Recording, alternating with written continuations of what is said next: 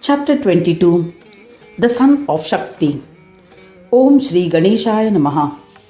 Mudgalacharya said to Daksha, in the incarnations of Ganesha as Lambodara, Mushika Vahana was born again as the son of Shakti.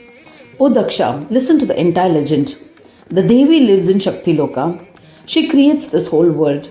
For the protection and preservation of this whole world, she divided herself into three entities by the power of her Maya.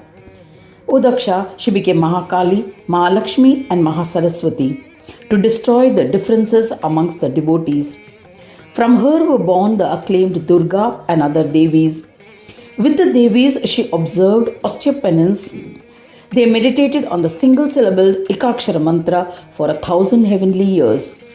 Vignesha was pleased and manifested to bestow boons.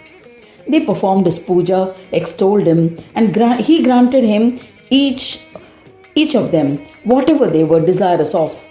Since there were innumerable Devis, it is not possible to describe them all. But it can be said that each Devi was able to perform her assigned duties due to the powers attained from the boons. Devis would perform puja of Lambodara regularly as their family deity. Adishakti Mahamaya was keen on attaining peace, so she commenced austere penance again. She attained peace. Yet Adishakti continued to worship Gananayaka. Ganesha manifested in her heart after 100 years of penance. She extolled him by chanting various stotras. He manifested before her and said to Jagadambika, O Great One, I am your son, created from your meditation. I, Lambodara, have emerged from your heart and am standing before you. Please look at me. Jagadamba concluded her meditation and opened her eyes. She saw Gananatha standing before her. She was overjoyed. She recitated the Atharvashesha Stotra with tears of joy in her eyes. Ganesha was pleased. He said to her, O Devi, ask for a boon. I am extremely pleased with your devotion. I shall grant it to you. I have manifested as your son. Take care of me and nurture me.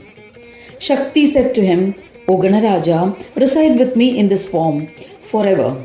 O son, grant me utmost devotion at your lotus feet.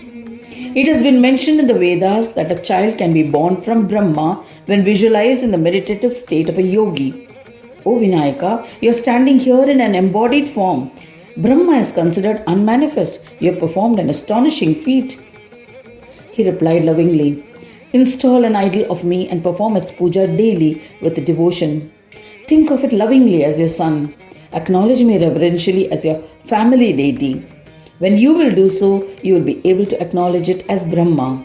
Worship the idol and serve it by performing puja regularly, and you will become accomplished. You will attain single-pointed devotion. O Daksh Prajapati, having said this, Lambodara disappeared. As instructed, Shakti worshipped Brahmanayaka. In this manner, Lambodara Gajanana has incarnated in various incredible incarnations for his worshipful devotees and for bestowing success in their deeds. Raktadanta and other Devis worshipped Gananayaka's incarnation to kill Daityas.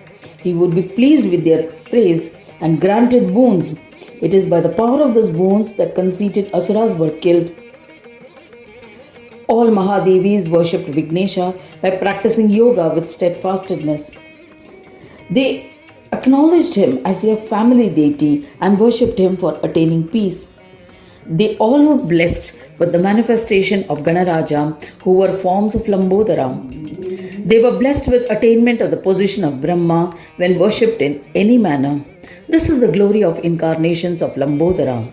Anyone who listens to it with humility will attain all they desire and their lives will become blessed. Thus ends chapter 22nd, titled The Son of Shakti. In the 5th Khanda of the Purana Upanishad, Srimad Mudgal Puran describing the legends of Lambodara, dedicated to Shri Gajanana. End of chapter 22.